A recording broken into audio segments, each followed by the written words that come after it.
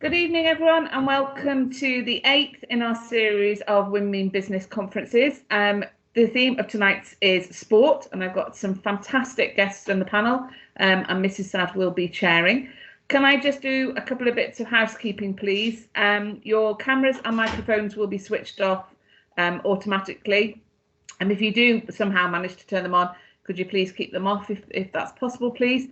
Please, could I ask you to put the name of your school into the chat function so we can track the schools that are joining us tonight. We are recording the conference, so we will put it up onto our YouTube channel at a later date. If you don't want to be part of the recording, if you could leave now, if you don't want to, but you shouldn't be appearing or anything on it anyway. And if you'd like to ask a question, please could you pop it in the chat function later as we go through, and we will come to the questions at the end of the evening. So with no further ado, I am going to pass on to Mrs. Sad, who is our chair for the evening, and let her start the evening. Thank you very much, Mrs. Sad. Thank you, Mrs. Parrish. Right, as Mrs. Parrish said, my name is Rachel Sad. I'm PE teacher and Deputy Director of Sixth Form and DDSL at Shrewsbury High School. And I'm very privileged to actually host this event, so thank you very much for asking me. The theme of this evening's event is sport, and we have an amazing team of women who actually mean business with us tonight. We welcome 3 brilliant women who are highly successful in their chosen field within the sports industry, and we are extremely grateful and privileged indeed that they have given up their time to be with us this evening. The whole purpose of this event is to inspire and empower girls to be ambitious and to enter into the world of sport with confidence going forward. The 3 amazing women are truly inspirational, and I'm sure they'll share their experience, their expertise and insights, and I very much look forward to hearing about it. Each have their own story and what it means for women to be highly involved in sport, and what their journey has involved to get them there where they are today. I'll introduce the 3 women. First one is Dr. Terry Paulson. She's a nutritionist and has been working for UK Sports Institute. We've also got Helen Davis, who is a sports psychologist. And we have Victoria Thornley, who is Olympic silver medalist in rowing. So amazing women who have been truly fantastic in their area in sport. The structure for the next 2 hours will be each of the panelists to introduce themselves, tell them a bit about themselves and their journey so far. We should have time at the end for some questions, and I hope that you will post some in the chat so that I can have a look at them, and we can ask them at the end when everyone has finished. So without further ado, I think we should get started with our first guest. I will introduce them, Dr. Terry Paulson, who is Head of Performance Support at England Netball at the UK Sports Institute. She's also Head of Nutrition at the Talented Athlete Scholarship Scheme, I hope I've got that right, and Paralympic Nutrition Lead. Brilliant and wonderful responsibilities there. I also did a little bit of research on Terry, and this is what I found out a little bit about her. She's driven and an enthusiastic practitioner with 10 years experience providing nutrition support to high performance athletes in a whole range of sports, from athletics, skating, fencing, just to name a few. She has a PhD specialism in upper body exercise, caffeine and athletes with a physical impairment. She also specialises in female athlete health and performance. Sounds absolutely fascinating. So I very much look forward to hearing your story, and I welcome you to the stage, Terry.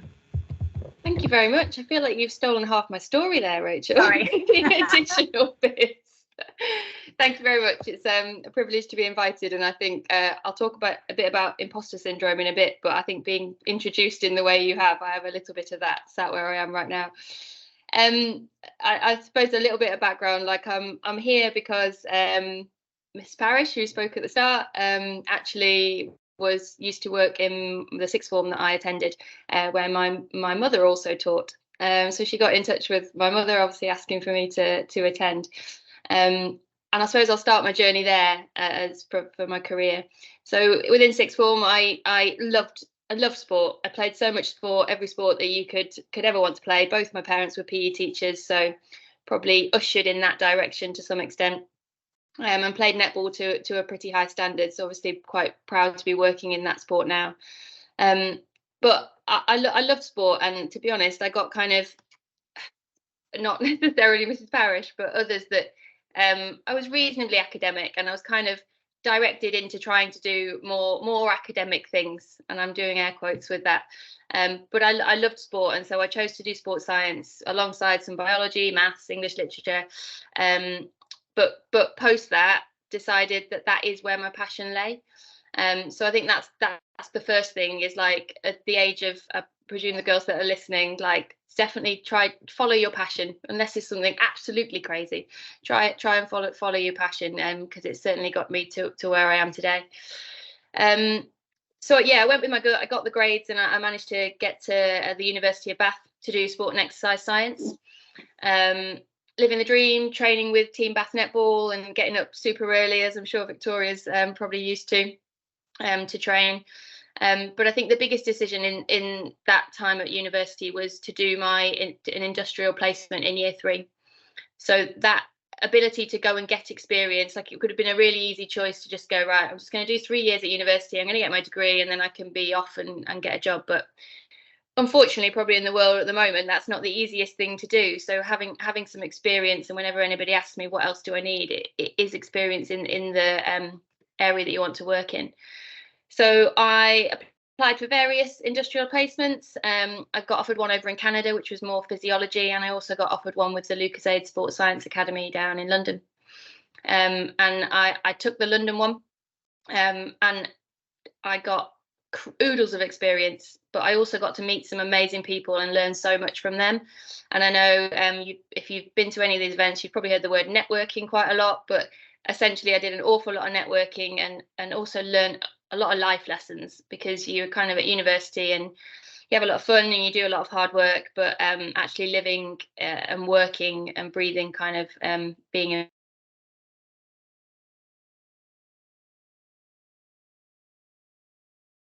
love food. Like I've always loved to cook, doing home economics from whatever age, but like literally cooking family dinners from kind of age 12. So combining my love of sport and food was probably always going to be the thing I did, but certainly working at Lucasade was the main push.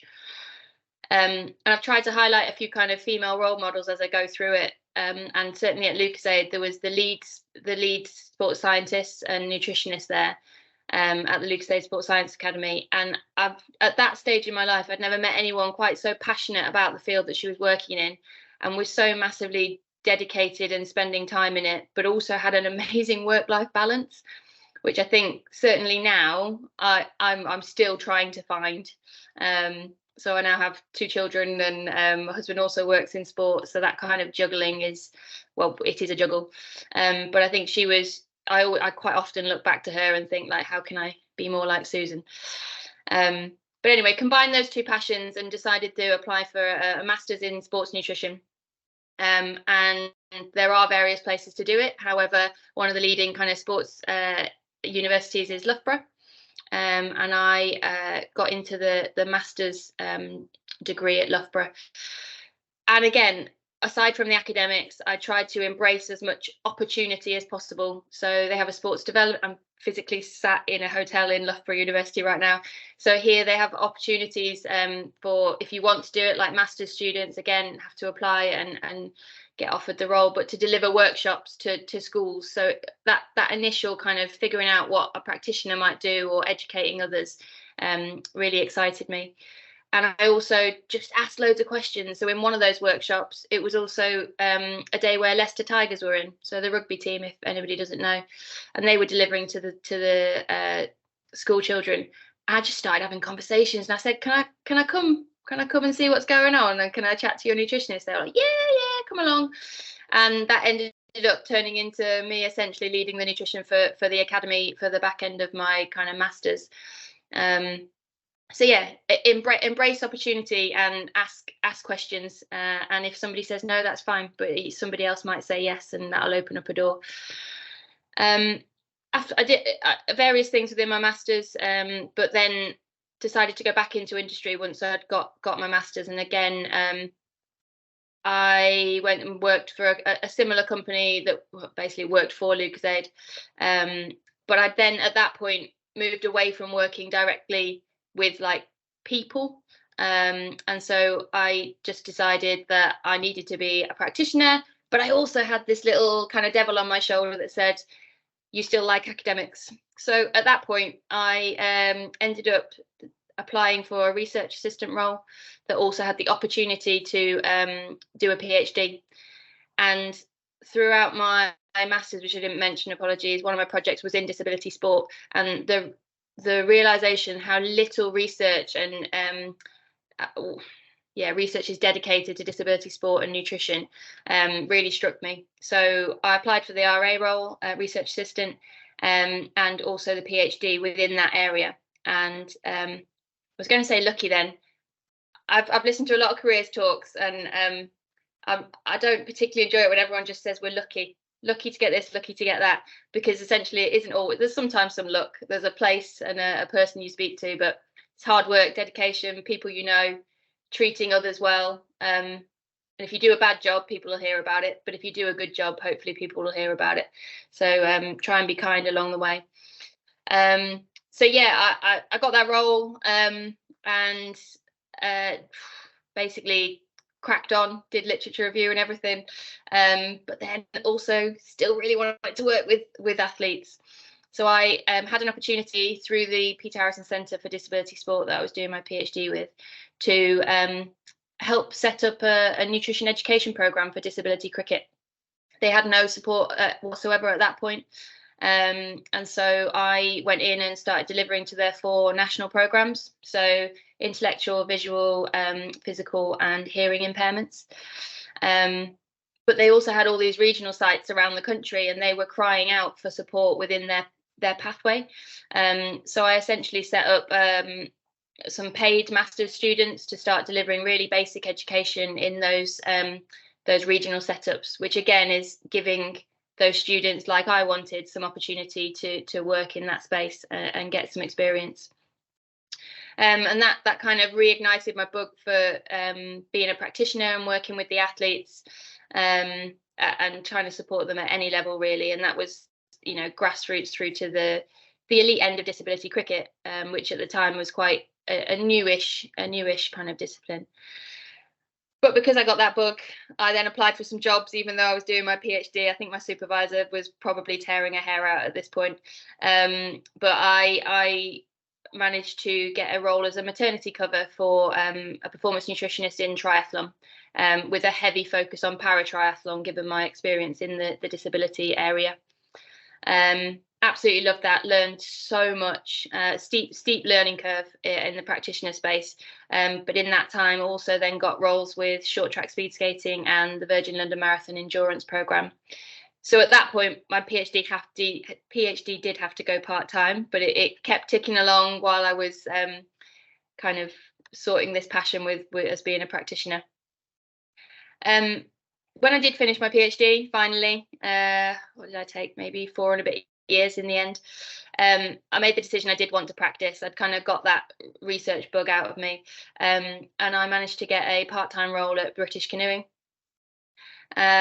It was great. They hadn't really had much nutrition support apart from one ex-Olympic canoer, who is also a performance nutritionist who I did the maternity for at triathlon. And she's probably my second role model, because certainly in sports science, you can have people who are so clever and can understand so much, but they can't then translate it to the athlete. So they start talking Krebs cycles rather than actually talking about the things that the athlete will understand, or within nutrition talking about grams per kilogram of body mass of carbs, whereas actually people want to know how many grams of pasta or how many pita breads. So her ability to translate that science into and apply it to the athletes was something that really it like just encouraged me and wanted to do better and become a better practitioner, and the way she engaged athletes and coaches alike. And if you do want to get into sport, they're oh gosh, Victoria, close your eyes now, but like they're very different people, and the way they work, like athletes and coaches, you have to be able to flex your ways of working. And I think that's, again, looking back onto getting experience in different environments, and I've probably already mentioned, like Rachel said, like a number of sports that I've worked with, and getting experience across all of those, you learn so much because you're also working with lots of different people. So yeah, I was with canoeing, various projects with kind of fencing, wheelchair rugby, and then also supported Matt Fitzpatrick. So if anybody follows golf, when he won the kind of US Open, I was supporting him on a one-to-one basis. But then I also got my role with netball, and that was a maternity cover. And this is where luck came in, because she decided she didn't want to come back to that role. So I managed to stay in permanently in a sport that I absolutely love, and did it for a number of years. And then what was termed then performance leads, so heading up the sports science and medicine team, which is essentially what, when Helen said I'm now the head of performance support, it is what I do. And she left in that role, and we were left without somebody for a number of months, and we were kind of losing direction as a team. And so I was asked to take that on. We were asked internally if anybody wanted to apply, and this is where the imposter syndrome came in, because I'd always looked at that role like I'd really love to do that role, but it felt like it was too early in my career, and I felt like I wouldn't be able to do that, and that's where that kind of imposter syndrome came in. But I did end up applying for it. It was very late. Essentially, I was about to kind of interview people the day after, and I threw my hat in the ring, and thank goodness I did, because now that's the role that I'm doing permanently. But another kind of a potential challenge along the way, which wasn't, fortunately, but I'm sure this does still exist in some places. But I was when the role came out permanently, I was 34 weeks pregnant. So I ended up doing the interviews, like, yes, heavily pregnant, and I had the advantage of obviously having been in the sport as a practitioner and a little bit within this role. But yeah, essentially, I could have shied away from that, thinking, oh, they're not going to take me on. They know I'm going to be off for 6 to 9 months. But I did. I went for it, took the opportunity, and you know what? If people believe in you enough and you're good enough, then they will still hire you. So don't be scared. And also, while I was off on maternity, I applied for the head of nutrition role at TAS. And I think definitely I know a lot of girls that are listening maybe are reasonably quite young, but if they have ambitions of being a mum, I learned so much being a mum, like just organisation, oh my gosh, and multitasking and everything. Like there's so much I could put on my CV that's just being a mother. And so I wasn't worried when I went off on maternity to kind of apply for that whilst off. Unfortunately, again, they were, thought I was a strong enough candidate to kind of hold that post for me for when I came back. I'm coming towards the end of the journey. I haven't mentioned the para role much, but if you are interested in Paralympics or anything, like, please, again, don't be scared of it. Some people are quite scared of it because it's a bit different. But actually, certainly from a nutrition lens, it's the same but different. Like all the stuff you learn, it is all the same. It's just how you apply it is different, because it might be that they have to do things differently, or you have to find a few shortcuts because they get tired doing things, or you may just have to adapt. So again, don't be scared of moving into that space, because I think there's more going into Paralympics now rather than purely Olympic and kind of Commonwealths. But I suppose the only other thing to reflect on, given that it's women mean business, like I do work in a predominantly, if not solely, female space, being in netball, and I think my third role model that I've reflected upon is the head coach that we currently have. She is, again, the strongest work ethic, with strong evidence-based kind of opinions and strategic thinking, and I don't think you've ever seen anyone work quite as hard. So that kind of dedication and drive to support the team it definitely rubs off on those around, including myself. I've recently become this leader in this HOPS role and head of nutrition, and I'm still working on that and seeing what I am as a leader.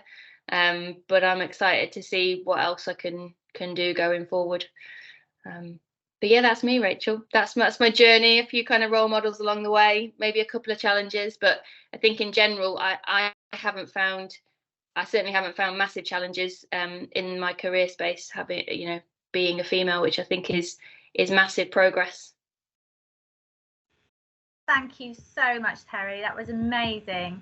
And I'm sure some of them will have some more questions for you after the other two have spoken too. But you were absolutely brilliant and such a fascinating story. So thank you for sharing that. Okay, so our next guest is Helen Davis, who is the former sports psychologist for the England women's rugby team, the Red Roses. She is also the founder and director of sports psychology consultancy Think, Believe, Perform Limited. And again, I did a little bit of research to find out a little bit about her. And I found Helen has worked with athletes from a wide variety of sports, again, with athletes of varying ages and ability. These include performance pathway athletes, GB and international squad members, full-time professionals, national, European and Commonwealth medalists, and Paralympic champions. Helen is also a teacher with over 25 years experience in the classroom, and I believe she's an active masters swimmer in the pool and open water and regularly competes in national and international competitions. I hope I've got all that right, Helen, but the floor is yours and love to hear more. Oh, thank you, Rachel. And hi, everyone. Thanks for joining us on this call. Terry, great to hear from you. I actually think we've probably got quite a few people that we might know in common, having heard your journey. So we'll maybe have to have a conversation after this. So yeah, my name is Helen Davis and I'm a sports psychologist. And as Rachel said, I run my own consultancy, Think, Believe, Perform. I don't know whether you know on the call what a sports psychologist is or what a sports psychologist do. Hopefully, with me talking over the next 10 minutes or so, you will learn. But simply put, you know, I work with teams and individual athletes on the mental side of their performance. So I kind of want to spend the next 10, 15 minutes or so just talking to you about my journey into being a sports psychologist, which I don't think is kind of the norm. Necessarily, and kind of those influences that I've had on the way and sort of key takeaways, I guess, from those influences that I've had and for me as a person in my career journey. I do have some slides that I'm going to share with you. So if I aim to do that now, and you could maybe just give me some thumbs up when you hopefully see the very first slide. Okay. There we go. So, can you see that slide? Yeah, I've got some thumbs up. Fantastic. And as you can see there, actually, do I need to click slideshow? Probably, don't I? Here we go. Play from the start. Is that happening? Doesn't seem to want to play from the start there. Okay, can somebody just say that you can definitely still hear me and see me, because I seem to have lost pictures of you. We can hear and see. Could you try the little one at the bottom? The little Right there, that's it. Okay, have you got? Yeah. Is that, you've got me? Okay, brilliant. I can't see any of you, but I can see my slides. So yeah, this is a picture of me as a swimmer, and as Rachel said, the reason I put up this picture of me as a swimmer is because it's a huge part of my life and has been ever since I learned to swim at the age of 7. I've been a club swimmer. I've been a national swimmer. I'm one of those mad open water swimmers that go in the cold and swim throughout the winter as well. And it's been a huge part of my life, but I'm predominantly a swimming pool swimmer, I would say. And one of the reasons I love being a swimmer is I really love performance and I love to perform. I love a competitive race. And I really feel it's part of who I am. And I guess I wanted to start with this because it really does thread through my life sport. Yes, you can see me swimming here, but I have done a number of different sports throughout my life, and it's something that I'm very, very passionate about. And one of the reasons I love swimming is I feel that I'm good at swimming, and it makes me feel good when I do it. It's also been a great source of friendships and connections for me over the years. And I feel like swimming is something that I'm always going to do. It's very much part of me. And I really swam from the age of 7 competitively all the way through until I went to university. So that's kind of the start of my career journey, I guess, is that I wasn't one of these people that knew what I wanted to do when I went to university. So I don't know if some of you on the call feel like that, like, you know, what do I want to do? I really didn't know. In those days, I was just handed some prospectuses from my parents and said, oh, have a look through those and decide what you'd like to do a degree in. A friend of mine was doing a psychology degree. So I thought, oh, I'll look up psychology. And I read the prospectus and I thought, oh, that sounds quite interesting. Maybe I'll do a psychology degree. And I applied to do one. And I went to Cardiff University and did a general psychology degree. There was no swimming club at Cardiff, so I didn't swim then, and I played netball and love the team sport of netball, and did that all throughout my university days. I then went to Cambridge University, where I did a PGCE in teaching. Did I want to be a teacher? Again, I didn't really know. I didn't know what I wanted to do. And if I'm really, really honest with you, the reason I went to do a PGCE is because I could get funding, and I quite fancied going to a different university. I thought that sounds quite fun. So I went and did a PGCE in primary education, and I basically lived and worked as a teacher for the next 25 years. I taught reception through to year 6. I had a bit of time out in that time. We went to live in Boston in the USA for a few years. I took some time out to have my children. But pretty much I was a primary school teacher. Swimming was a constant in my life throughout that time. Playing netball was a constant in my life at that time. But if I'm honest, I'd got to probably 20 years of teaching, and I thought, do I want to do this forever?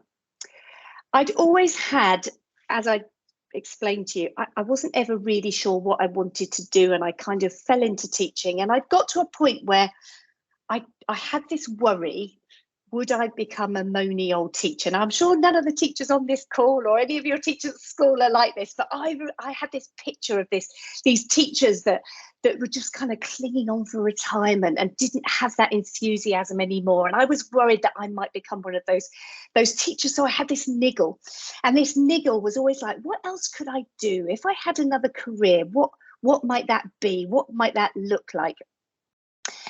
So the next picture I'm going to show you is of an athlete called Lucy Gossage. Now, she was a huge influence to me, and I'll explain why. So some of you may have heard of Lucy Gossage, some of you might not have done, but Lucy is a 13 times iron distance champion. She's probably one of the most successful British Ironman athletes that there have been. I was very fortunate to meet Lucy at Cambridge Triathlon Club, and we were swimming training together. And I would then go home from swimming training, and Lucy would get on her bike, and then she would get on her run. She's very, very talented. She's a qualified doctor. She's now retired from Ironman, but still does bonkers events, and this still continues to be inspirational.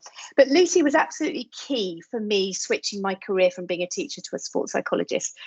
So we would train together, and we would often go for brunch after our swimming training sessions. And of course, we would get chatting, and we'd get chatting about performance, because it was something that I was interested in through swimming. And obviously, she was competing at a high level. And I found it really interesting listening to her talking about her swimming, because she didn't particularly find swimming easy. It was her weakest discipline when she was doing a triathlon.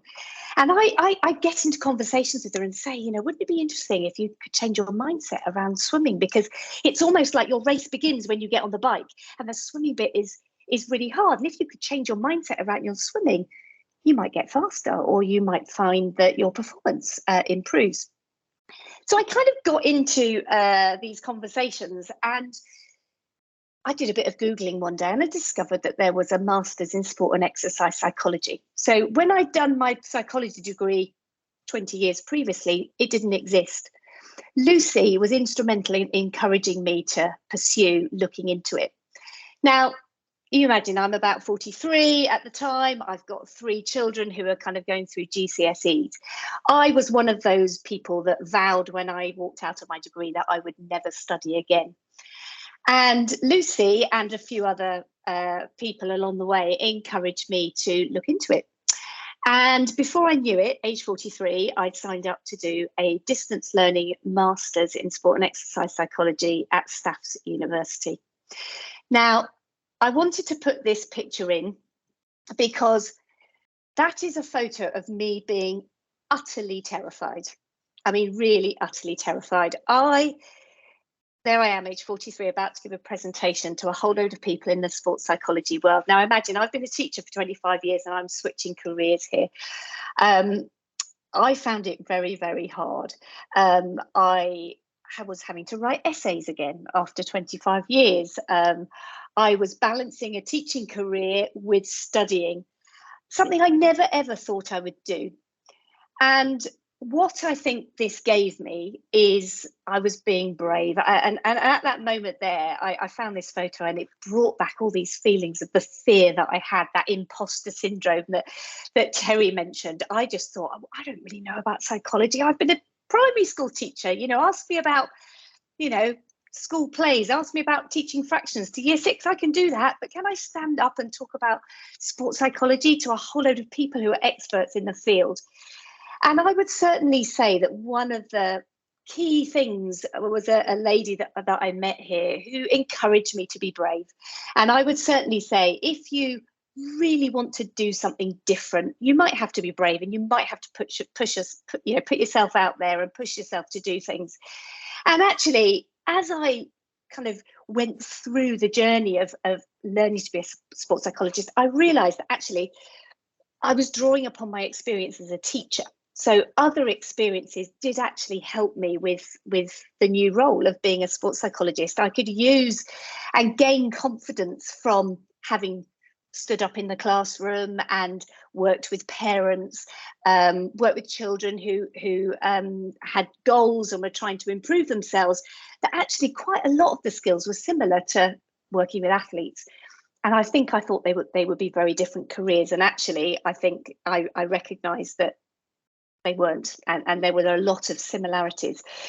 So I started on this journey of becoming a sports psychologist, which took quite a lot of training. And I was very fortunate in the beginning in that I started working with Cambridge University Boat Club.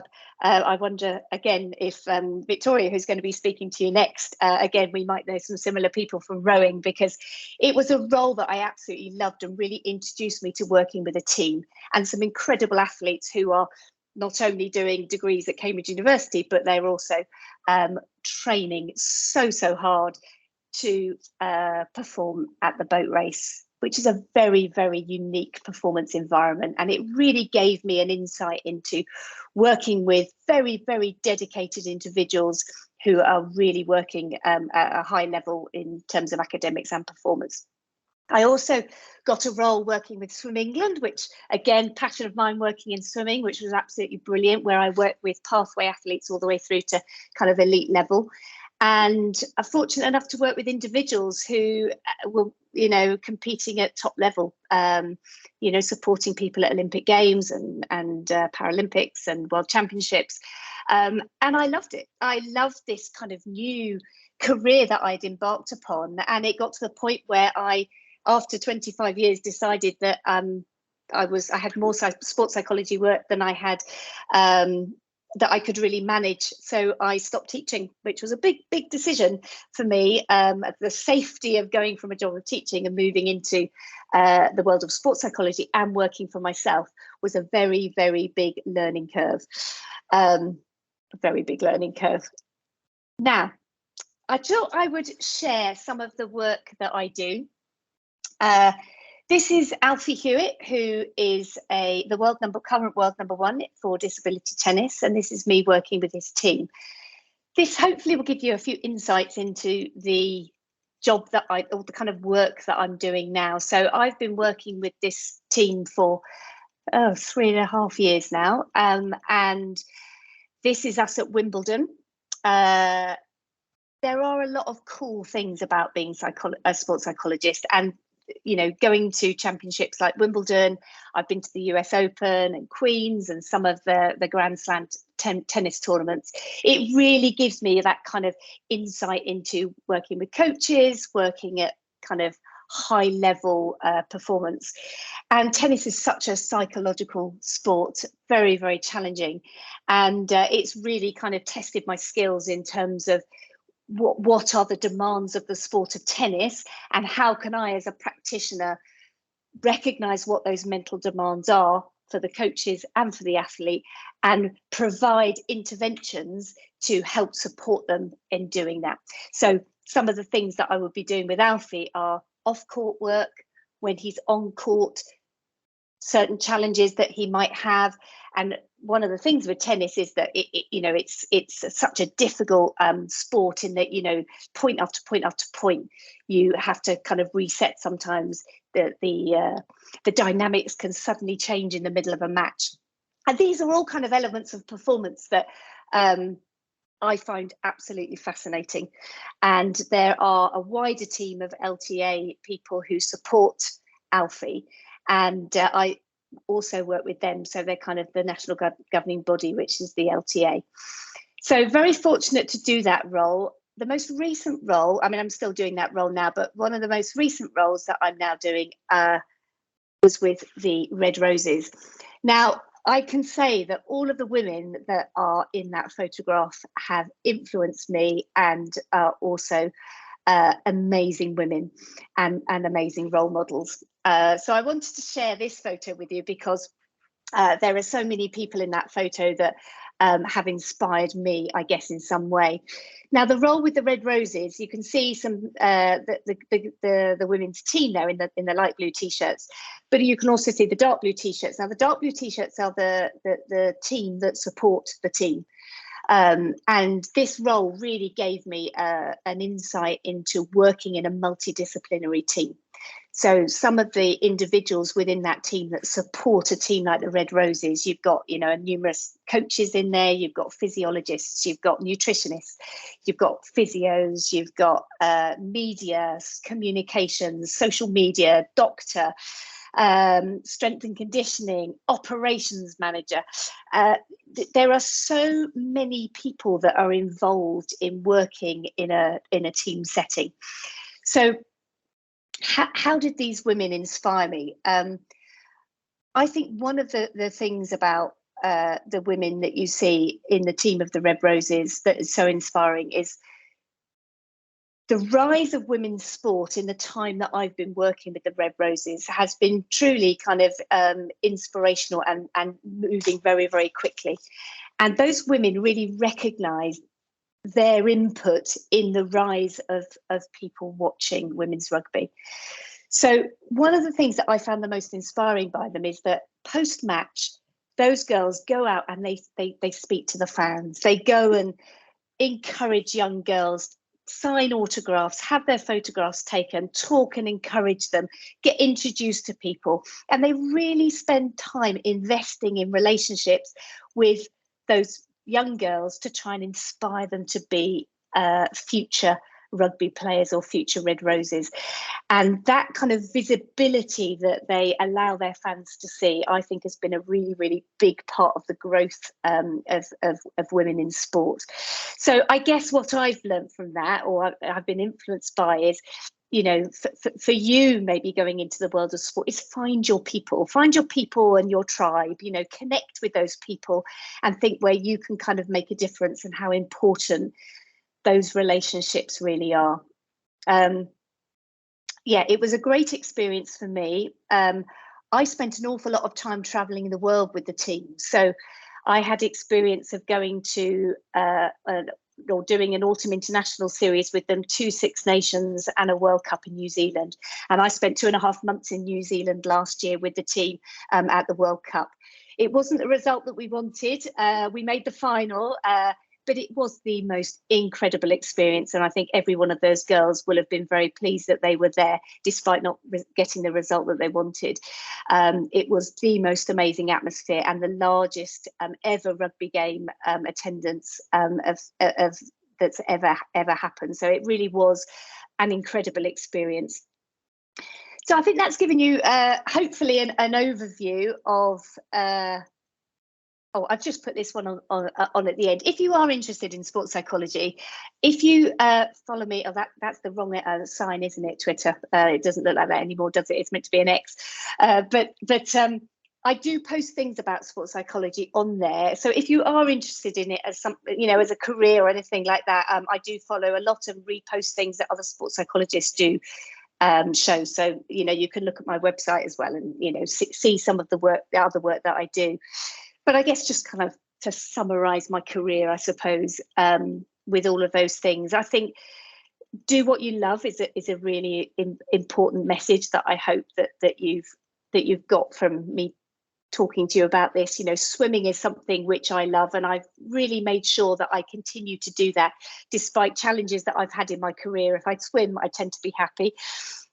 Being brave and pushing yourself out of your comfort zone, sometimes just kind of taking a step and having support to help you with that step. So Lucy and those people encouraging me really did help me to step out of the comfort zone, I guess, of teaching. And I think it's about the people that you meet on the way, that kind of shaping and empowering, growing individuals is something that I'm really passionate about doing as a sports psychologist. And if you want to work in sport, I think that, it's an absolutely great career to have. So I hope that's given you an idea of my journey and what I have done. Look forward to any questions that you might have for me when we finished. That's amazing, Helen. Thank you so much for that. It was so interesting. And I'm sure people will have lots of questions at the end. I'm hoping, well, I've got some anyway, if no one else has. So we'll get questions at the end for everyone involved. So our next guest, final one, but obviously not least at all, Victoria. Is it Victoria or Vicky? Yeah, Vicky's the people I know, and I know you guys now, so Vicky. Okay. So next up is Vicky Thornley, who is an amazing rower-winning Olympic silver medalist, alongside Catherine Granger in the women's double scull at Rio 2016. After missing most of the 2018 season, she made a return in 2019. I found this out, becoming GB's first women's single sculler to gain an Olympic qualification spot for more than 20 years, which is absolutely phenomenal. Vicky is also a qualified health coach and personal trainer, and is described as being passionate about health, fitness and well-being, is very family orientated, as well as being a big food lover, which I love the sound of that. So without further ado, Vicky, over to you. Thank you, Rachel, and thank you, Helen and Terry. I really enjoyed hearing about your stories as well, because I think when people think about sport, they think about the athletes because that's what they see on the TV when you're watching the sport. But there's so much to sport beyond the athletes or being an athlete. So a lot of you on this call might love sport, play sport, and want to try and get better in your sport and potentially be, an Olympic athlete, which is an amazing aspiration, obviously, to have. But then equally, there's so many more roles in sport that you can explore, and I'll go into a little bit about how much support team members like Terry and Helen have helped me in my career, and there's no way I would have got to where I did without that support team.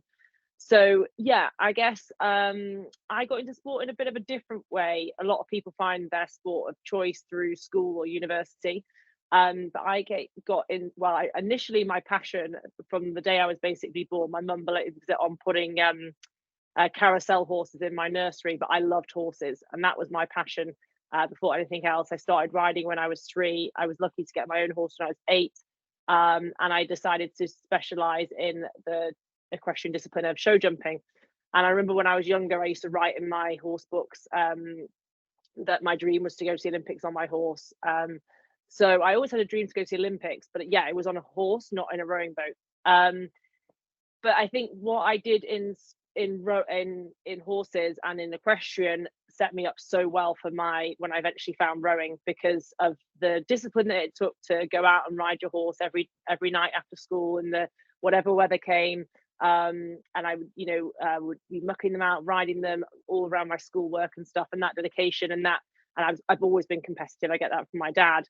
So that was always a driver to do better. But that discipline I was instilled in me through my love of horses, and my passion for equestrian was a really good kind of springboard into my rowing portion of my life. So I finished riding horses kind of, I was always doing it alongside school, but I took it very seriously when I was about 17 to concentrate on my A levels, and that's where I know Mrs. Parrish, because she taught me A level business. So I stopped riding competitively then to concentrate on my A levels, and then I actually took a gap year because I had a place at university to go and study business. Kind of going because I wasn't sure really what else to do, and it was kind of like what everyone does is go to university, but I was very interested in business, so I went to study business, and we had a family business, so I thought that might be quite helpful if I went into that. But in the gap year, I actually explored trying to get into modelling. You can't see now because I'm on a screen, but I'm actually nearly 6'4", which is very tall. And I thought I'd been born this tall because I needed to use it for something, and modelling was the thing that I wanted to do. And I did quite well at it in the gap year, but I was never going to do it big time. I wasn't going to be on the fashion catwalk in Paris. So I went to university, and just before I actually went to university, I'd seen an advert, and it was called Sporting Giants. It was the first of its kind. It was a national wide search for females and males of a certain height. They were looking for people of a certain height. So they wanted the females to be over 5'11" and males to be over 6'3". So I was actually hitting the male criteria for height. And it was after we'd won the bid for the London Olympics that were going to be held in 2012. This was back in 2007. They launched this campaign to try and get people into certain sports, and they were talent identification essentially. So in the sport of rowing, being tall really helps. So they were looking for people of a certain height. So I saw this opportunity. I think one of the sports was volleyball. I knew a bit about volleyball, looked nice in the sun on the beach, sounded great. And I thought, yeah, you have to be tall for volleyball. That makes sense. I knew nothing about rowing. I'd heard of Mackie Pinson and Sir Steve Redgrave, but that was as far as it went. I went along to the testing, and they actually said, oh, we want to test you for rowing. I was like, okay, well, I'll learn a bit about this sport.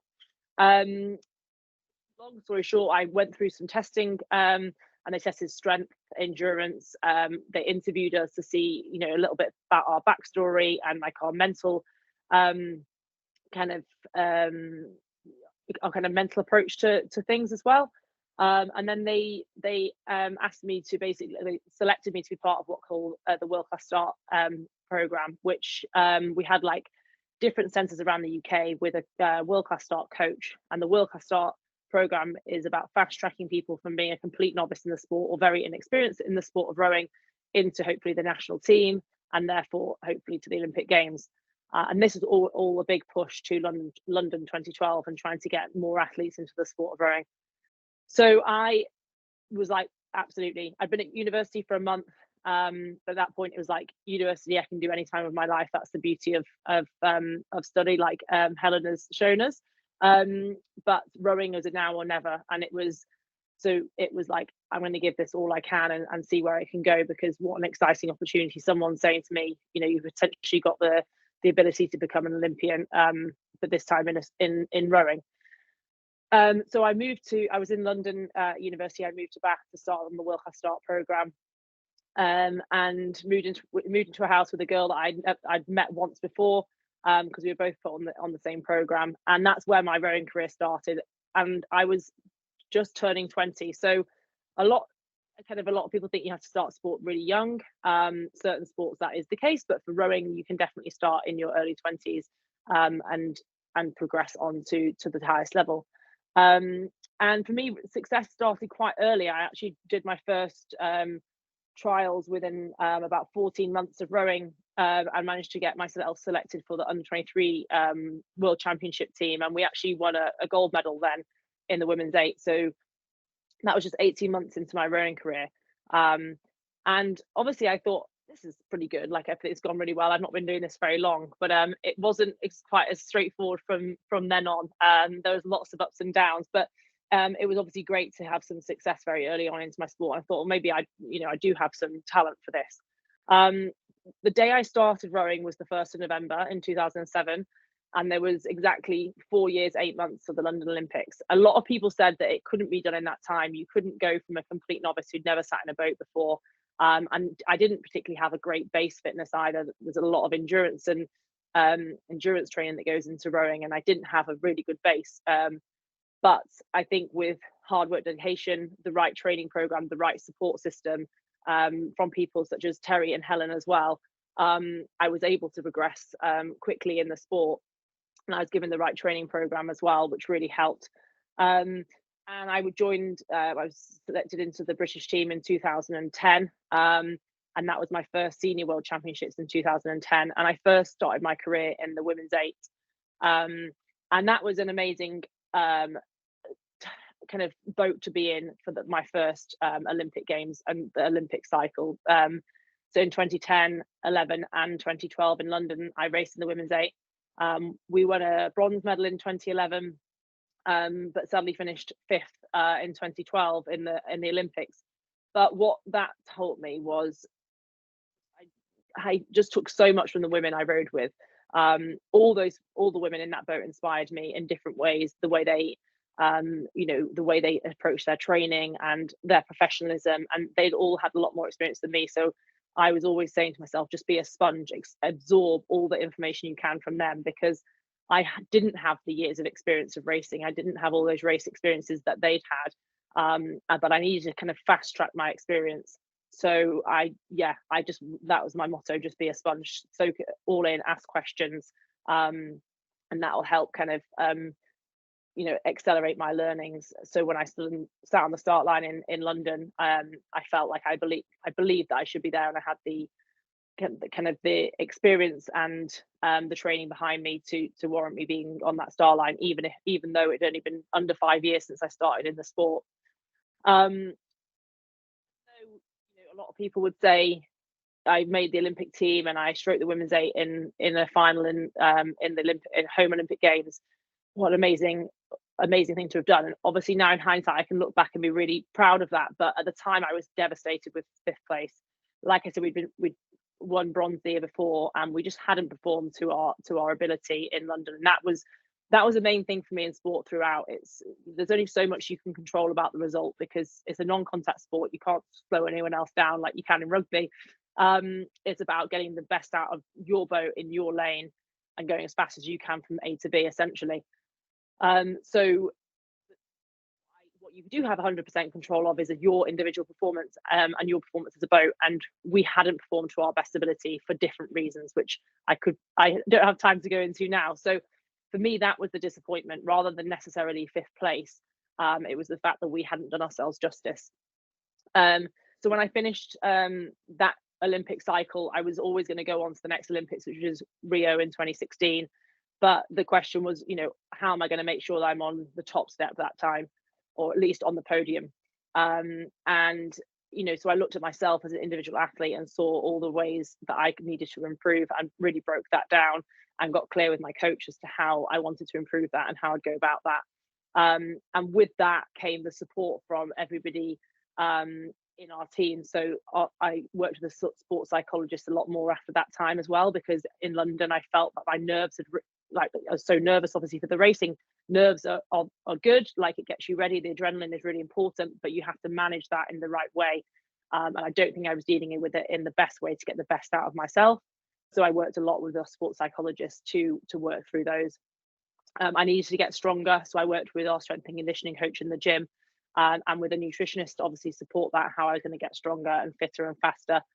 So used all that support team around me to improve over the next 4 years.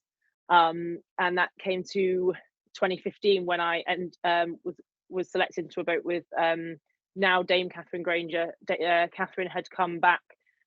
She's got an amazing story. If you don't know much about Catherine, I definitely suggest you read up on her, because she's an absolute legend of rowing, and she's a legend of British sport as well.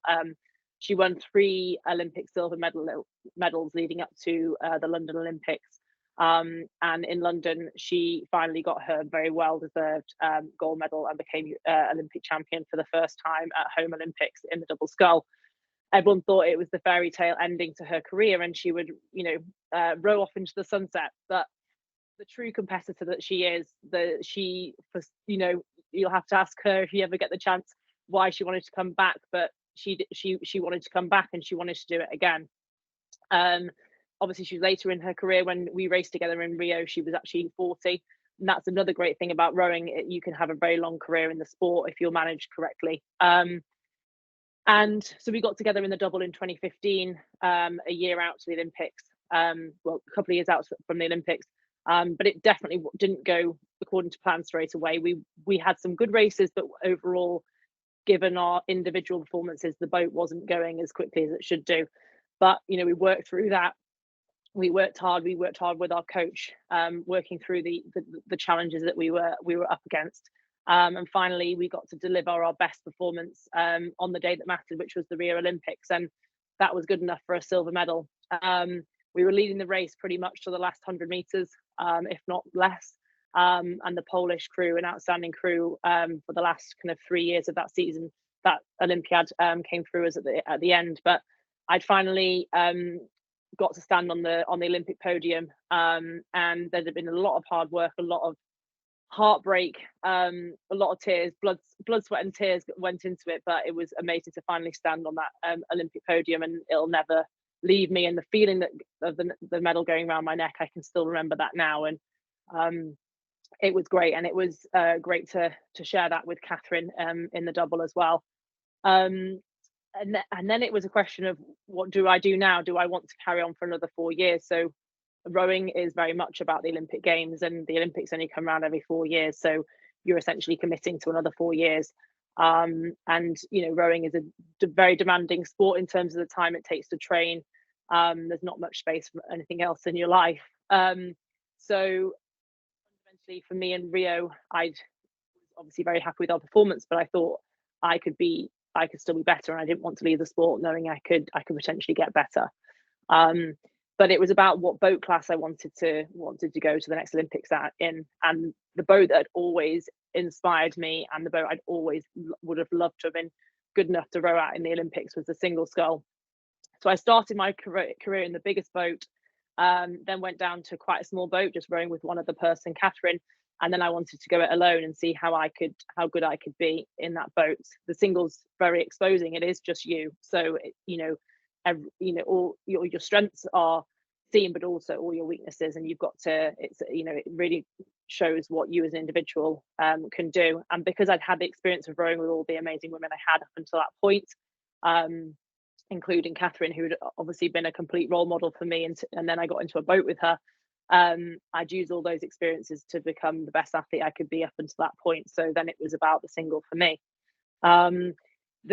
The Tokyo Olympiad ended up being 5 years due to COVID and obviously a delayed Olympics. But the first year started really well. In 2017, I had a new coach, we had a new partnership, and we worked really well together. I was European champion and world silver medalist in that year. And as Rachel just said, that I struggled with overtraining in 2018, so actually had to miss the World Championships and couldn't defend my title at the Europeans that year.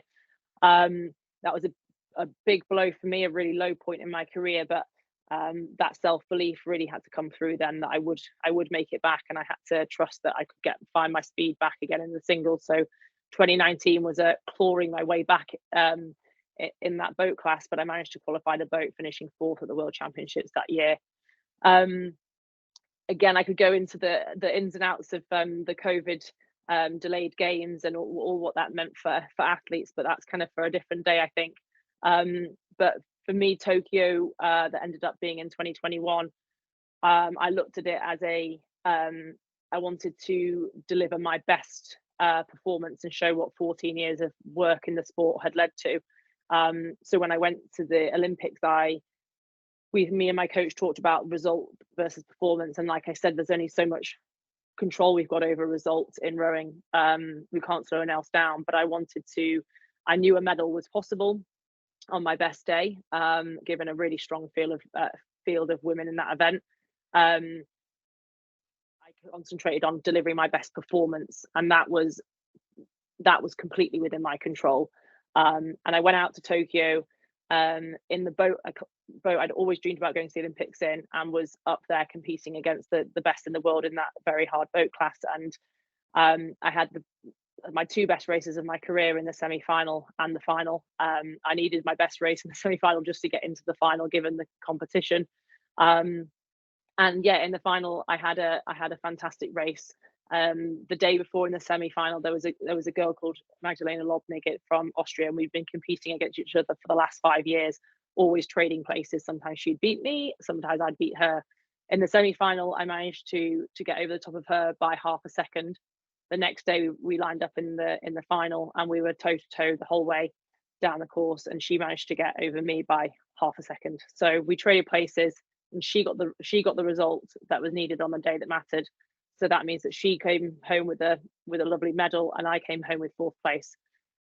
A lot of people might say that was it would have been a potentially hard result to deal with, but because I broke down the difference between result and performance, I couldn't have done any more with my performance. I'd left no stone unturned in my mission to race a single at the Olympic Games, and through my career, I'd made many mistakes, but I'd also tried to learn from them, and I'd utilised all the support I had to try and produce my best performance, and that's what I did. So that night, as much as I was disappointed not to come away with a medal, I could sleep at night because I knew that I'd given the best performance I could on the day that mattered. So that takes me to the end of my rowing career. And I think some of the key takeaways from my time in sport was, I think a lot of what Helen was saying, I think it's the people you meet and the inspiration that they gave me. Everybody in sport, no matter whether it's the support team around you, the physios, the strength and conditioning coaches, or whether it's the athletes or the coaches, they're all high performing. They all want to be the best in what they do. And that's a really powerful kind of thing to be a part of, because it's not necessarily something you find in all other careers. And I think that's the beauty of sport. And it's just really great to be around that many people who really want to do the best of their ability. And then the friends I met through sport, friends for life. My rowing friends are some of my closest friends now, and I don't think we'll ever lose touch. And we've had those experiences together, and great people I've met through the sport. So that is like a massive benefit now, because I'll have them forevermore, even though most of us have hung up our oars now. And I think it's also great to have been in the women's sport that's developed as well, and it's now accelerating even more. But London was also all about inspiring a generation, and I think that Olympics inspired the next generation of athletes. But it's also now great seeing women's sport just getting more high profile, especially in sports like rugby and football, which has not necessarily been in the past. And Tokyo was the first time that we had equal seats across men and women's rowing as well. So that was a really great Olympics to be part of for that reason as well. And it's now seeing young girls like my nieces, one's really into her acrobatics, the other one is really into football, and it's just great seeing that kind of play out in the next generation. And I think there's a couple of quotes I'd like just to leave you with, I think that were quite powerful in my I had to keep reminding myself of, especially in the dark days and the days where I absolutely didn't, I was ready to pack it all in, but I didn't, because I kept thinking, no, it will happen in the end. It will be worth it if you keep working. So it must be born in the mind that the tragedy of life does not lie in reaching a goal. The tragedy lies in having no goals to reach. And I cannot accept failure. Everybody fails at something, but I can't accept not trying again. Thank you very much. Oh, thank you so much. I feel like clapping you. That was amazing. Thank you so much. I am hoping that some people will be putting some questions in the chat, because I think there are 3 fascinating stories there, and I know that there is so much more information that they could give us. But I do have some questions prepared for you. But please, those that are here, If you would like to pop some questions in the chat, please do so, and I will endeavour to read them out and see if we can get some answers to them. But I am going to kick off with some questions, if you don't mind, the three of you. I feel like it's on like quiz time here, but it's not a test, I promise. So, Terry, I was going to ask you, what are some of the myths about nutrition that you would love to eradicate from social media if you could? Oh, blimey, it's feeling like an interview now, isn't it? Oh my gosh, that carbs are bad for you. Carbs are king, like literally. Even if you're a power athlete, they are for energy. I think people think that, you know, you cut them out, you're gonna lose loads of weight. It's not true. You have to use the right carbs, protein, and fats at different times. So yeah, that's probably a really, really key one. I don't know, I'm trying to think. Don't drink Lucozade Sport just at lunchtime. Thank you. Put me on the spot there, sorry. I know. Maybe I'll give you time to think about it and then you can come back to it if you want. I've got put my glasses on now. I've got one in the chat. How large is the crossover between the nutrition aspect and the psychological aspect of sport? That is a good one. I presume that's for the both of us. Yes. Shall I go first while I'm going, Helen?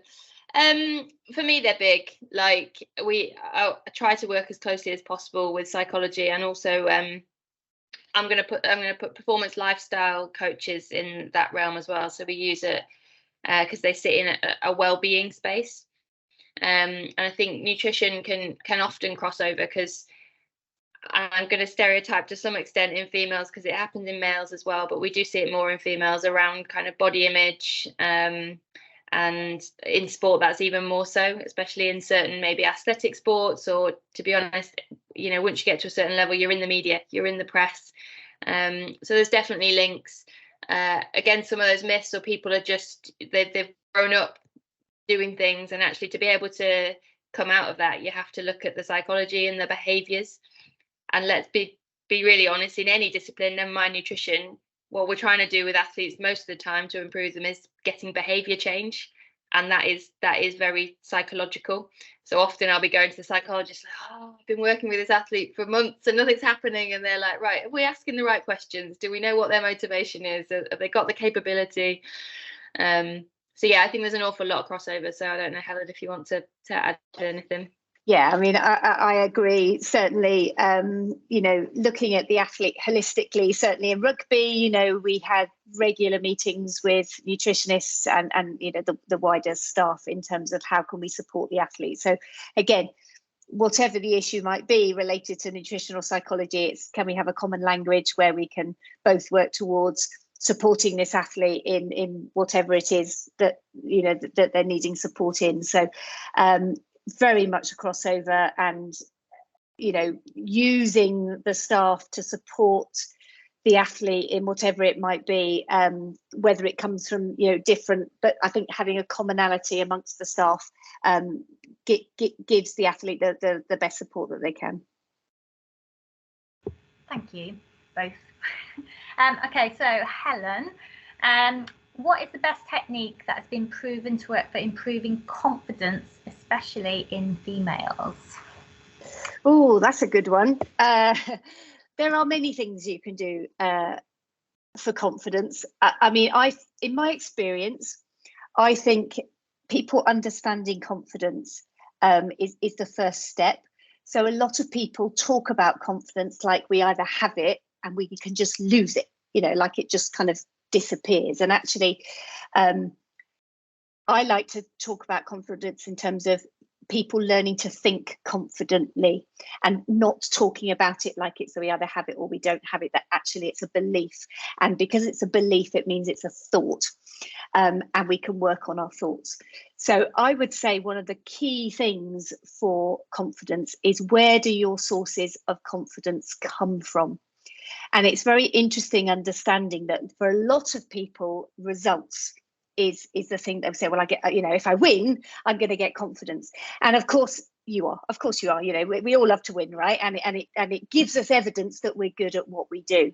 However, I think particularly in the elite space, athletes who have got a really good breadth of sources of confidence, and knowing where those sources come from means that if they're not getting the results that they want, that they can tap into other sources of confidence to maintain those levels. So we don't talk about it like I've got it and I've lost it, that actually confidence naturally is a kind of, yes, it is an up and down. It's, if you plotted it on a graph, it would be a wavy line naturally. But what we don't want are these big troughs and big. So I think identify your sources of confidence and have a breadth of sources of confidence, and that will stand you in good stead. Helen, can I add to that one? So in Yeah, the lead sure. up to the World Cup, so if anybody does follow netball, where we got our silver medal, we had a confidence bank. So we literally wrote down all of these things that were gaining confidence through all our prep. So when we got to things like the semi-final and the final, you could go back to that. It was literally physically like on the board. So you could go back to the confidence bank. So I suppose that's what you're talking about. It's like it's in everybody's heads. But actually we physically like wrote it down, and so people could go back and feed off other people's confidence because it's a team sport. So it's just to add as a little example. No, yeah, absolutely. So confidence jar, getting people to put down all those things that have given them confidence. So when they then come to their competition, they've got this bank of evidence that they can look at and remind themselves of, and give them confidence going into the competition. Thank you both. Okay, Vicky, like quizmaster, isn't it? So now that you aren't competing or striving with those high performance goals, what are you doing with yourself now? How are you managing without those major goals in your life?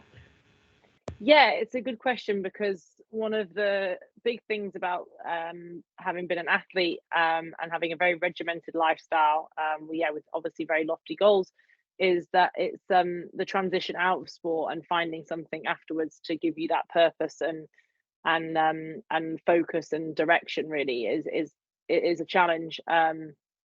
I have been lucky enough to do a couple of things since I finished, but the main thing I'm doing now is managing the family business.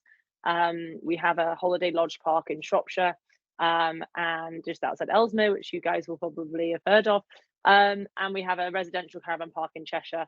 My dad's been in the industry for over 50 years, and he's now taking a very deserved retirement. So I've gone into managing that over the last 18 months. In terms of my competitive side, I've got into it. Well, it's not necessarily an unusual thing for me, because I've worked with animals before, with horses, but I'm quite interested in dog sport now. I've got 2 German Shepherd dogs, and I've got one that I'm aiming to compete and trial in a sport called IGP. And so that's giving me like the competitive and the competitive kind of side of things, and I'm loving working with an animal again, even though it can be very frustrating sometimes when they don't want to do as they're told. But I'm learning something completely new. I came from being, and obviously quite good at rowing, and probably class myself as an expert in that area, and now I'm a complete novice in business and in dog sport, but I'm actually loving that, learning something new and challenging myself in a different way.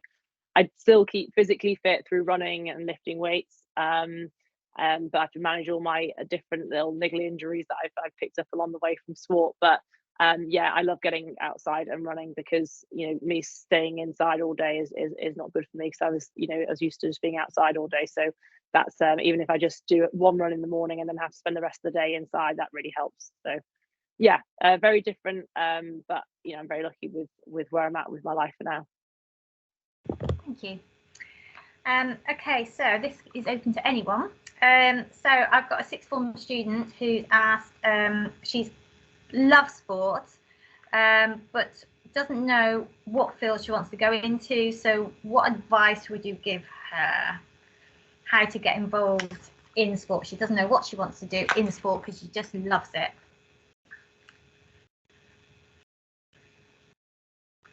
I don't. I can go if you like. I could go. I mean, I sort of say if you're not sure, but you just love sport, continue loving sport. So just try as many different things as possible. Include variety in all that you do. You don't have to specialize straight away. And I am sure that something that you do, whether it's a race or a competition or a conversation with somebody, will lead you somewhere that will probably take you to a decision about where you want to go. You know, I think a theme of all of our 3 talks has been connections and the people that you meet. And actually, I think that's such a valuable thing. And I certainly know in my career, one conversation can happen and it could lead you somewhere. So I would say don't worry too much if you don't know, but keep providing a variety, speak to different people, try different experiences, and I'm sure that decision will come. What she said. Yeah, I was going to say, yeah. Thank you. What was I going to say? Okay. How do you manage being like a full-time mum, family commitments? I know you've touched on it before, but being fully involved in sport, because sport doesn't just happen between 9 and 5. So it's like, how do you manage all those commitments? With me or Helen? I'll go. I don't think I always do. That's the starter. I think we're working towards trying to find, like I said, that work-life balance. I've got a nearly 5-year-old and a 17-month-old, so quite early on in with the children. So there's, you know, they get sick left, right, and centre.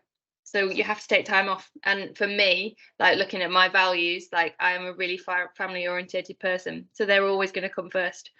And again, Vicky, close your ears, but medals mean a lot to me, but my family mean a lot more. So I will always put them first. So if they're needed, but realistically, it's just about organisation. Like I said earlier, becoming a mum, like being organised. Who is doing the pickup? Who's doing the drop off? Like, when are you staying over? And it can't be the same time your husband's staying over with work. So yeah, just being massively organised, which I think does come with being a mum, but also moving up and having to organise other people as well as yourself. So yeah, I haven't got it sorted, that's what I'm saying, but they will always come first. So that's how you have to sort things. I think I would add to that. One of the reasons that I took the job with the Red Roses is because that my children are all at university. So by the time I took that role, so I felt I was able to be away from home more. But being completely honest with you, it was tough, very, very tough. I spent a lot of time living out of hotels, a lot of time being away from home, a lot of time on the road. And you know, I can see why people don't stay in these roles for a long time, because it's, you know, you can easily get burnt out. So being able to manage my own well-being during that time was a challenge. So as I told you in my talk, swimming's really important to me. I would actively ensure that whatever happened, I would go swimming, because I knew that made me happy. But it is very challenging. You know, the hours can be extremely long. I mean, it was not unusual for me to be in a meeting by 7:15 a.m. in the morning and get back to my hotel room at like 9:30 at night, just to give you kind of an idea of when I was away on camps. Yeah, it was challenging. But as you say, it's organisation and time of life. You know, I'm not sure I would have taken that role when my children were small. Thank you. Yeah, I would echo how long hours the support team work. This is, being an athlete, in a way, yes, you have to do the training, but it's sometimes a lot easier because you get to go to bed once the training's done. Whereas, you know, all the support team are in meetings and physios are treating athletes after training. So yeah, they work very hard, especially when we're away on camp. Thank you. Well, I've got a couple more in the chat. So, how much credit do you give to your sporting background at school versus academic achievements to get you where you are now? Is participation in sport, for example, as important as academic focus? Anyone? I can go.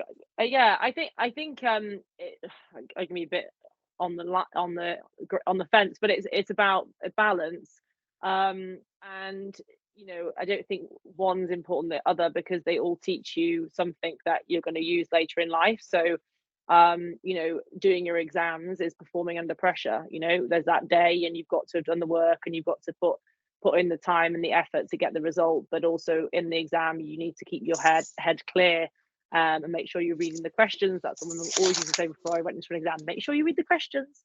to make sure you've answered them as best you can. So it's that performance under pressure.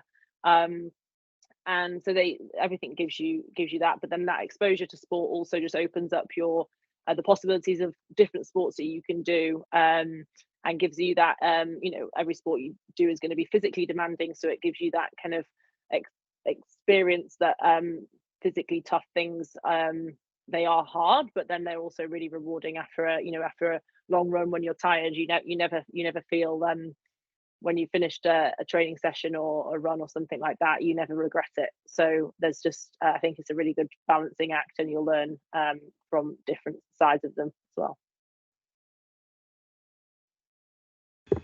Thank you. Okay, so I've got one here.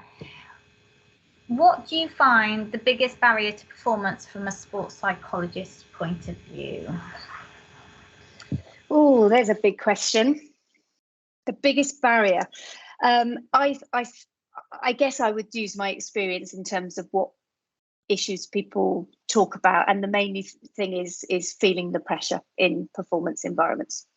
And a lot of people will come to me and say, I don't feel I'm performing to my potential, and I feel that kind of pressure when I go into the performance environment is affecting my performance, affecting my movement, affecting how I feel. So I guess exploring pressure with somebody and what that kind of looks like. And I think generally speaking, there are kind of three things that I will explore with somebody. So generally, I think pressure kind of comes in three forms. So like expectation. So will I be good enough? The expectation that you might have on yourself. Will I be good enough? Judgment is the second one. So, what will I or other people think of me if I don't perform? And then consequence. So, what will be the consequences if I don't perform? And generally speaking, I think those three things are how pressure can affect people. So as the sports psychologist, I would be exploring people's relationship with pressure and the things that they, which one of those or all of them they feel affected by. Thank you so much. Okay, so I've got another one. So Vicky, if you were ever to do another role in sports, what would it be? Good question. So as I said it, or when you introduced me, I am really passionate about health and well-being and fitness, and nutrition is, like I said, I'm a massive foodie. I love food, and I have always been toying up the idea to do a nutrition degree, and I have never really got round to it yet. So I think I'd probably go down that route, because I think it's such a powerful tool in your toolbox as an athlete. I mean, there's training and then there's recovery. If you don't recover properly, you might as well not have done the training. So, and obviously there's lots of elements of the recovery, but the main thing is what you put in your body.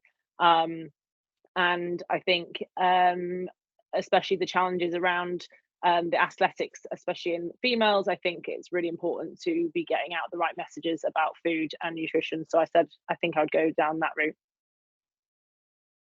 Do it. Yeah. Thank you. Okay, so another quite general one, I suppose. You have all got very involved in lots of brilliant teams, different professional sports. How does someone actually get involved in those organisations with those specific roles? How do you just get the experience you need to apply for those type of jobs? How does it work? I'll go on that one. I think in my talk, hopefully it came across like just getting any and every experience that you can, really, and it probably will start at a grassroots level, and it might be that you're potentially doing things just literally to get experience. So they may be voluntary to start with. There are some roles that shouldn't be voluntary, and once you start getting qualifications, you should be able to charge for your expertise. But I think, yeah, it's just basically asking questions, being inquisitive, taking every opportunity that comes. Like once you have decided if you've got a real passion for a certain area, And the other thing would be if you're able to just go and shadow and see what people are doing in those roles. Like I did a little bit of that early on. And something I didn't really mention, I think Helen touched on it potentially, is once you do get into that, then finding yourself a mentor as well to help guide you along the way, because sometimes you can get taken off and gurus can kind of take you under their wing, which is sometimes a bit dangerous. But like trying to find somebody who's really good that could mentor you in that space. But yeah, just grasp every opportunity possible that comes along, talk to people. Like I said, something that might not be anything that comes from it, but that one time that you don't have the conversation might have been the one that got you something that might then get on your CV to get you a role. So yeah, it isn't necessarily easy, but just putting yourself out there is the only way to do it, I think. Thank you. Vicky, I want to ask you, you mentioned nerves got the better of you when you didn't perform at your best in that very important race of yours. What did you do to manage those nerves in your future races? Yeah, so I explored mindfulness and meditation, and that hands down was the most helpful thing for me. A lot of the time, there's quite a few examples of, you know, in sports, but I'll just obviously talk specifically about rowing, that a crew will go into the Olympic Games as the favourite, and on paper they are the fastest crew, and probably on any other day they would be the fastest and they would win the gold medal, but they don't. And that's because they've got in their own way, or they haven't been able to perform under that pressure. And especially if you've gone into the Olympics being unbeaten, that's, you know, adds even more pressure. And it's basically their head has got in the way, and that's why sports psychologists are so important. And so yeah, it was actually, I explored different things, but it was March 2016, so we were about 5 months from the Olympic Games, and my sports psychologist said to try the app Headspace. I'm sure a lot of people have heard of that. That and Calm are probably the two most well-known ones, and it had a introduction to mindfulness, and then a performance pack as well, where it talked a bit more about specifically doing sport and performing and using mindfulness in sport. And I just practiced that for every single day until the Olympic Games. And it was about, the performance pack was about putting yourself on the start line of what your given event was, and clearing your mind. So adrenaline can do really weird things to your head. It can make you think about really unhelpful things like what you had for breakfast, or like it could make you think about races that have gone past or other experiences you've had. Oh, I raced this person last time and they beat me, and all this kind of stuff, which is no way going to help you take that first stroke in a clear and clear-headed manner. So it was about clearing all those noises out of my mind, and when they came in, it was accepting them, it's fine, but then we let them go. And that's, mindfulness takes, and meditation takes a lot of practice, and day in, day out practice. But I basically, when I sat on the start line in Rio, I put myself there hundreds of times before in my meditation practice. And what I did to focus my mind was think about how my feet felt in the shoes, because that was a really big important part of the shoes, was where the pressure and the power came through from my legs to the boat. So that was kind of like a solid place to place my mind. And so the thoughts would come in, but I'd just bring myself back to my feet felt in the shoes. And it was kind of like people talk about an anchor for their mind. It was an anchor for me. And so when the red light turned green and we took our first stroke, my head was clear. And as soon as you take your first stroke, you've done it thousands of times before. So you take your second, and away the race goes. In different sports, it's different. I always am incredibly, I have massive admiration for tennis players, because the match can go on for so many hours, and the mental mind games you must have to go through to keep on top, in your best performance through all that time is crazy. But in rowing, that's what helped me, is kind of anchoring my mind on how my feet felt in the shoes. But I'd put myself there hundreds of times, thousands of times before in my meditation practice. So it was like, well, I've been here before in my head. I haven't physically been here, but I've been here in my head, and that really, really helped. But nerves are important. Adrenaline is important. It brings out the best, but it's about having a clear head with that. Thank you. Very helpful. Okay, so and this is open to anyone, I suppose. how do you keep yourself motivated if you've had those setbacks? Me to do that one.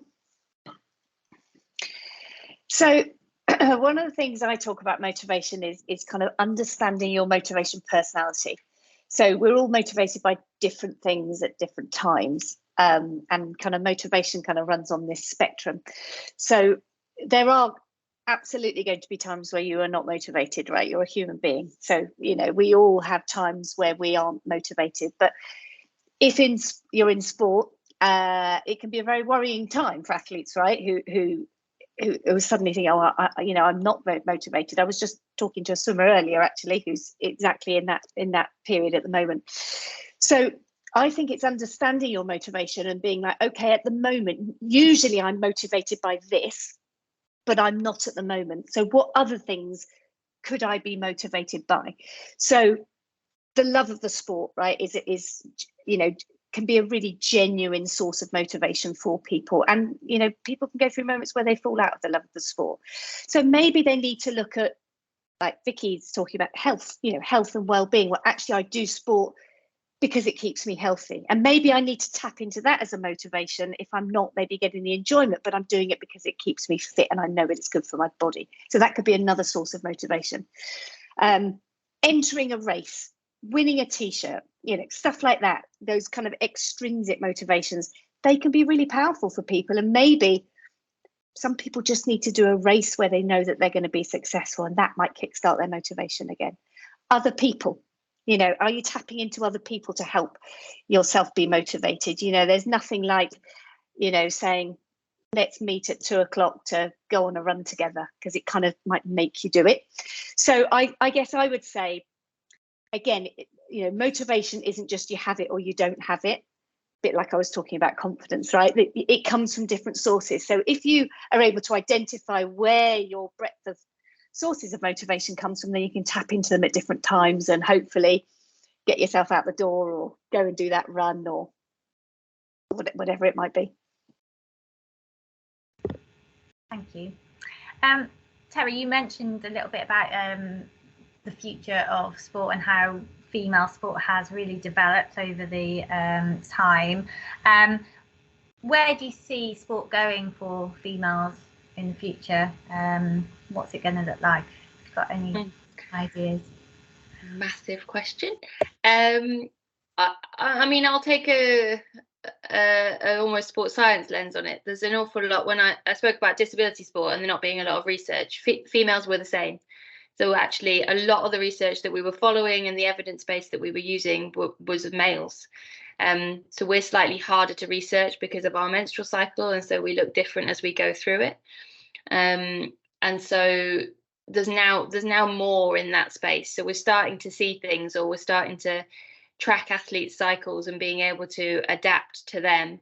There's not necessarily like massive evidence to some of it, but actually understanding you as an individual by tracking, and if something happens at the exact same time in each of your cycles, then we can look to adapt or to modify or to implement something to help.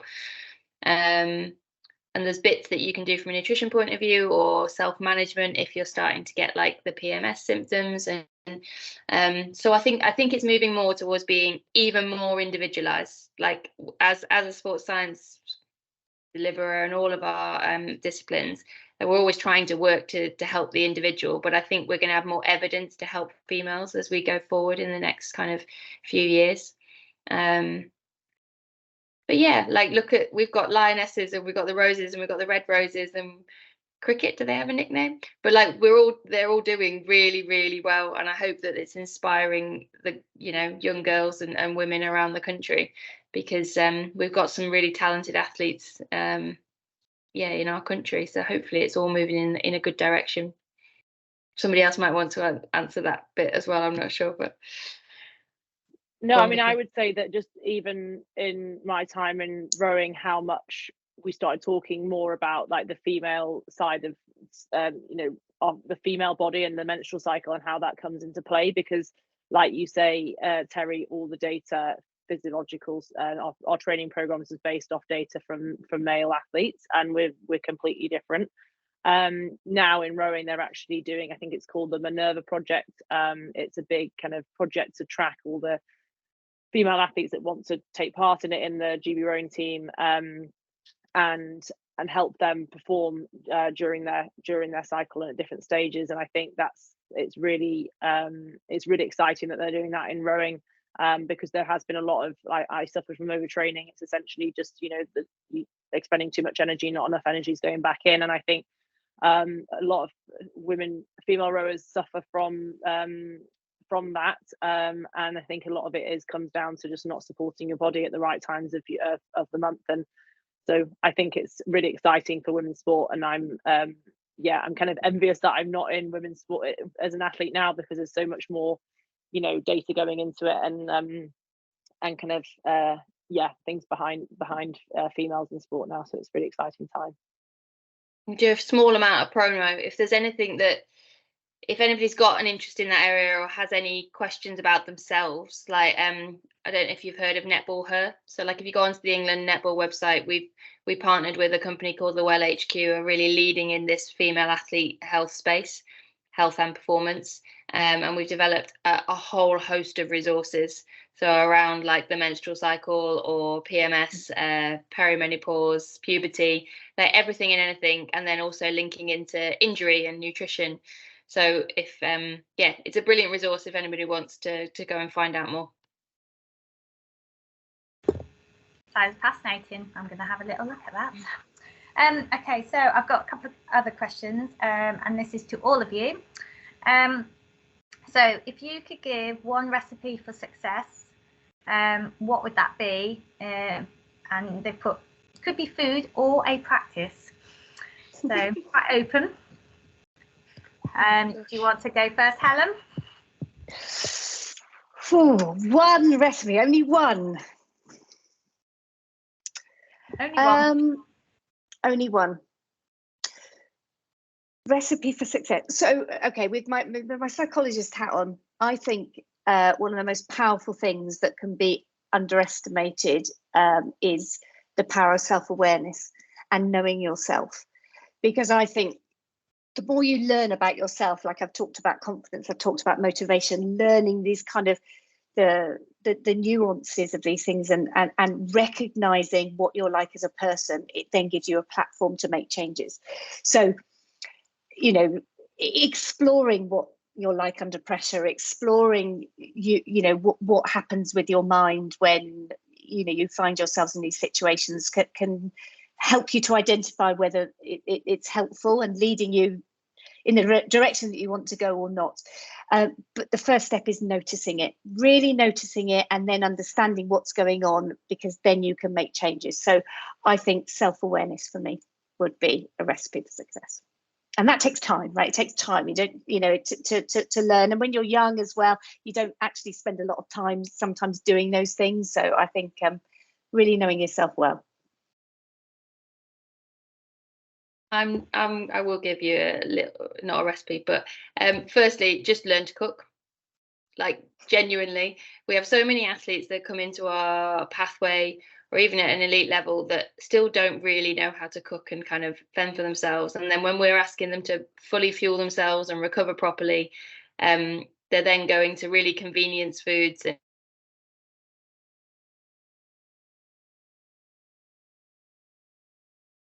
do it maybe more so from scratch. So before you go to uni and have to fend for yourself, certainly learn to cook. Even if you've got like a top 4 or 5 things that you can make, that can then grow and you can start to learn more. But if you want an actual recipe, it's not really a recipe, but make porridge. Fuels everything. You can use so many different toppings, make it protein, more heavy based or pure carbs, and it's so easy. I do love porridge. It's warming in the winter. I would say the one of the best tips my first ever rowing coach gave me was do the basics well. It kind of works very well in rowing because it's actually quite a simple sport that we like to overcomplicate. But I think do the basics well. If you're following the training program well as an athlete, if you're recovering well between your training sessions, if you're eating right, they're all the basics, but they're the fundamentals. There's no point in thinking about marginal gains and the little extra bits if you're not doing the basics well, because they fundamentally will give you your base speed when it comes to rowing and base performance in all sports. Brilliant. You are all absolutely fantastic. Right, I've got another one for you. Do you see in the next 10 years women getting equal pay in sports? Do you want me to say who I would like to answer this? Who's going to be brave? I mean, I can go from an Olympic sport thing, and that's that we were given equal pay from Olympic sport, but I know it's not necessarily the same in other sports. But from rowing was we were funded through the National Lottery and UK Sport, and we were given a grant purely based off our performance, whether you were male or female. So yeah, I was always given equal pay based off my performance. I would love it to be the case. I think what we need to do is get more people watching it, which then generates more revenue. There's more commercials, there's more money, and then the money can go back in.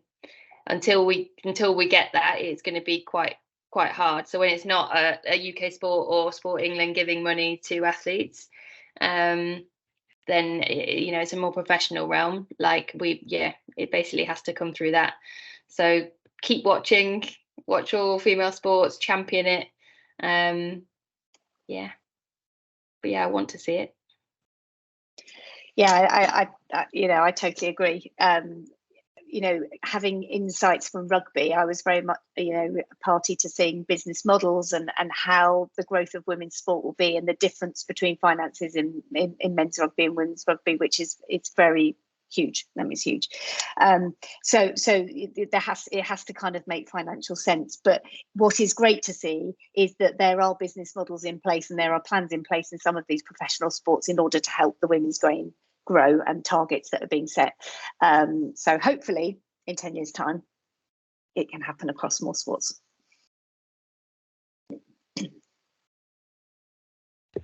Oh, thank you so much. Right, I've got a little message in the chat that I need to read out. If Helen is still in touch with Lucy Gossard, please can she tell her that Ironman Wales misses her, and she was always our absolute favourite, champion and competitor, a great role model for girls in sport, as well as our panel, obviously.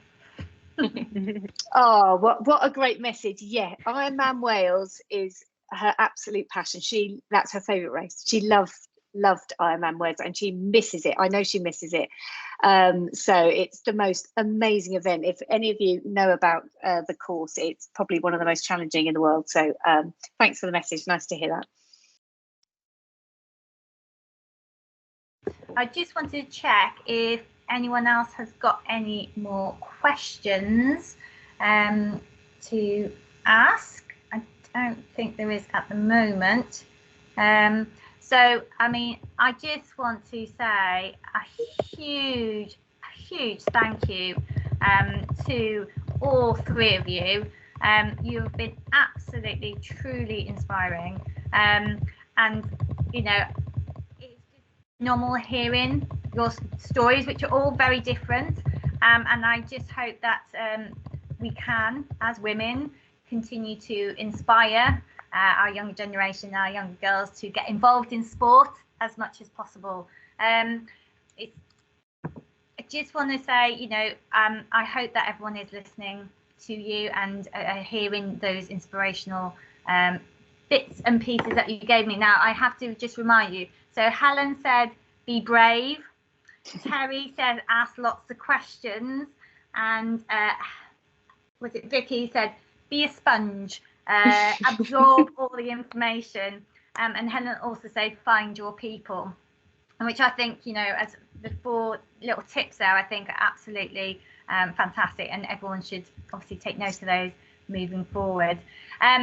We have got, before I actually say bye and a final thank you to 3 wonderful women, I do have a little bit of a plug here. We have got 2 more episodes in the Women Mean Business series. This is one on performing arts which is in March, and there is also one in finance, which is in June. And we also have the Shrewsbury High School Aspires Careers Convention on 8th of May, which is actually in person at the Shrewsbury High School. So everyone listening, you know, you are very welcome to please come and join us at those events. But I just want to say a massive, massive thank you to Terry, Helen and Vicky for giving up their precious time, because I know it is precious, and sharing your stories with us this evening. I know I'm truly inspired by the three of you, and I think that everyone else in here would be too. So thank you so much for sharing everything with us. And I know that I will definitely be talking about this going forward with some of my girls at school. So thank you so much for everything you've done. Thank you, Thanks Rachel. for having us. Thanks for you. having us. Yeah. But thank you, everyone. And that comes to the end of our talk. Thank you.